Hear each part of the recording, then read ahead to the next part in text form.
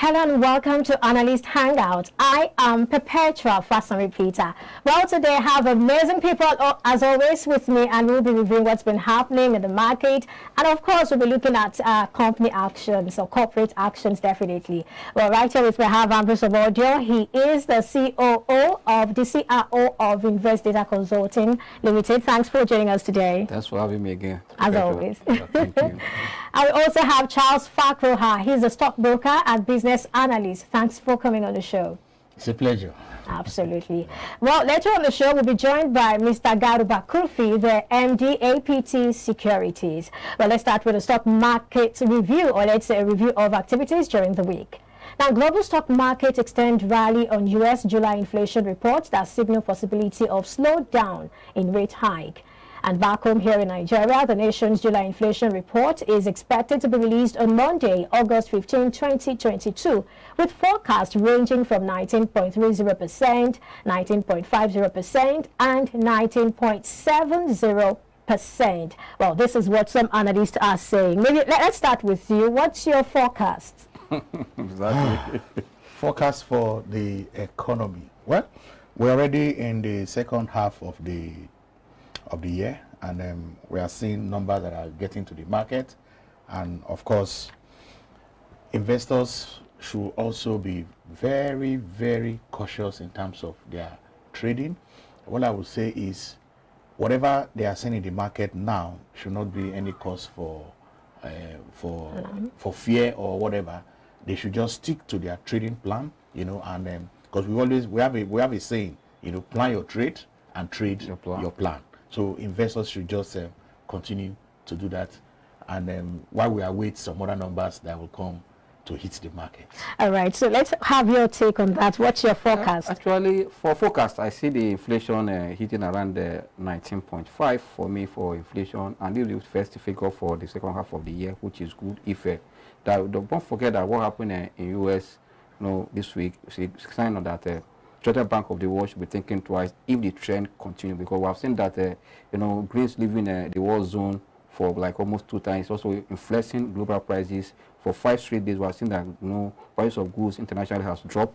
Apart from here in Nigeria, that when prices go up, it doesn't come down. You can see that gasoline in US has fallen from as high as $5 below $4. Now it tells you that you can see that the price of also crude oil pulling back again below $100 is also inflation activities so far. That is why volatility globally has remained on. But down here, we have seen that the companies on exchange have released impressive number, but the high cap stocks continue to move our market in seesaw movement, and that should not panic investors because market is going up and down, but rather to take advantage of these prices going up and down and see which of these high cap stocks is now influencing the market and where you should be looking at. But I believe that those high cap stocks still have good earnings that will support their price to go higher up.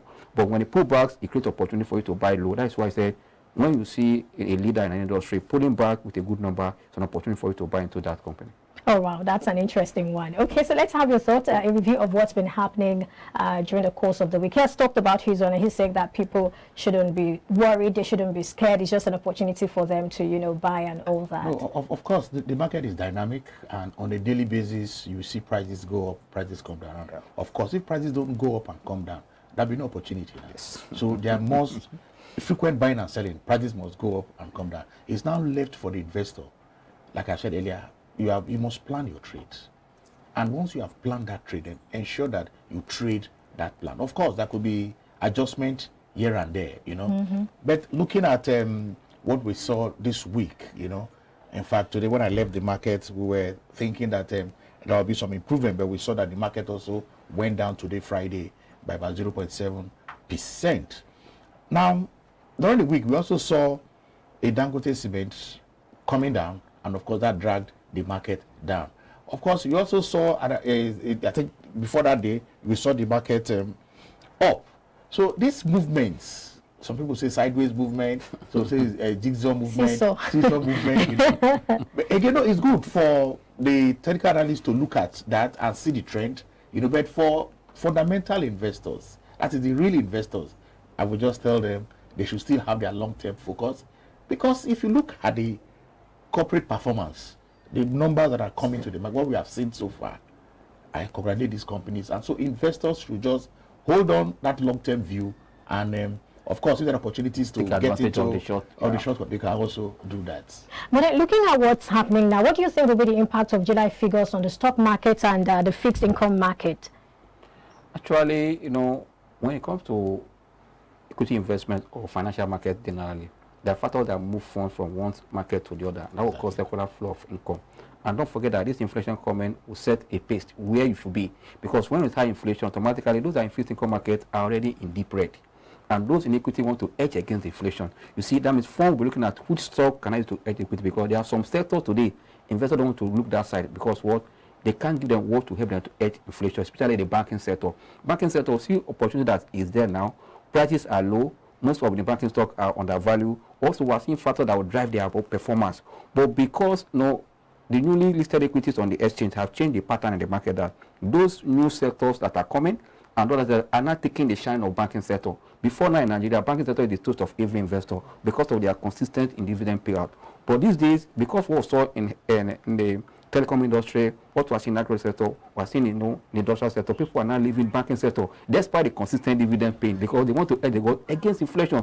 Return in the banking sector will not hedge against inflation for you. For that, that's why I see despite the expectation of rate increase impacting their performance, people are still looking away from banking sector. That's why I see the life of Zenith Bank just oscillating between 19 naira and 21 naira, 22.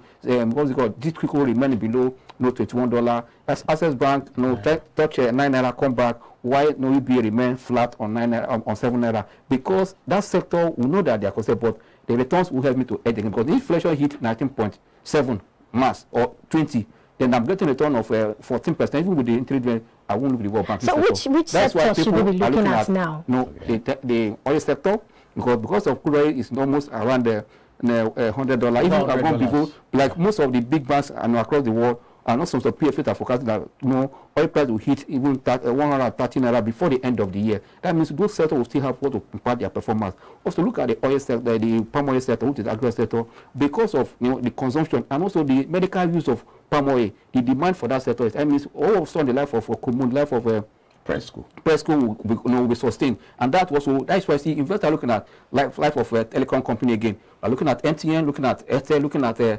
Tesla, looking at internal oil, looking at what was happening in Kumun, what is happening in Presco. Also looking at the work of what Wapco and Dangote, and also look at the result that came from Boasumen. That's what it pulled back today. That is a good result that will support their price. These are that's why banking sector is less attractive for what? For traders like us. But for a long time, they are looking for interim dividend, looking for free. It's a place to be because they are consistent in their dividend payout. But what happens to the value of the money? What happens? Okay, let me just buttress Andrew's point. Yes, the banking stocks used to be the toast of the market, and of course, because of that pivotal role they play in the economy. When the banking sector, sneezes, other sectors will catch cold. But yes, over time, we've been seeing that some other new sectors are taking their shine. And of course, I mean, you can see the likes of Seplat, you can see the likes of the MTL, like he has mentioned, Airtel. They are giving returns to investors that investors are comfortable with.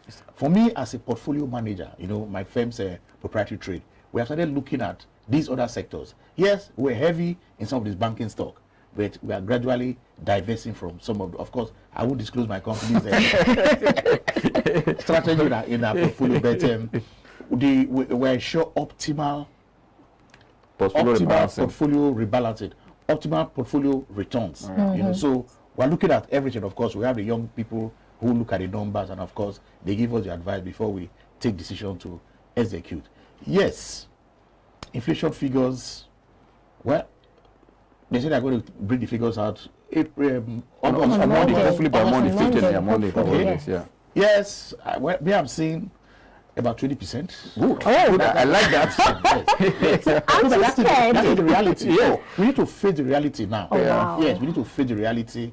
I'm seeing about 20%, and of course, with that kind of inflation rate, you will see how it's impacting.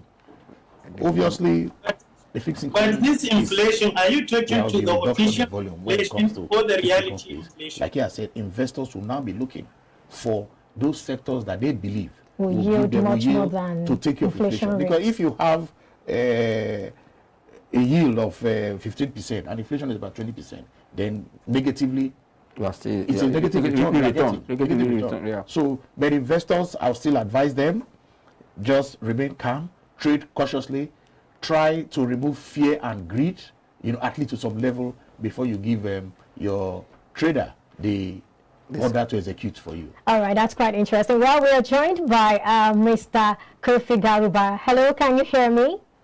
Yes, I can hear you. All right, I guess we're having challenge communicating with him. Hello, Alhaji, can you hear us? Alhaji, can you hear us? But I guess we'll have to fix that particular one. Well, moving on, President Muhammad Buhari has reversed his authorization of Seplat Energy's takeover of ExxonMobil's shallow water business in Nigeria, throwing his weight instead behind the regulator's decline of the $1.3 billion transaction. The NUPRC had on Monday said the proposed takeover of Mobil Producing Nigeria Unlimited by Seplat, an indigenous oil firm, was a regulatory matter. The transaction entails the acquisition of ExxonMobil Nigeria's entire offshore shallow water business. ExxonMobil Nigeria's shallow water business is an established, high-quality operation with a highly skilled local operating team and a track record of safe operations, producing 95,000 barrels per day in 2020. However, NNPC had opted to exercise its right of first refusal on the sale of the assets. Well, that's the story now, and we'll be talking about this, but before that, we'll take a short time out. When we return, the conversation continues. Stay with us. You're watching Analyst Hangout.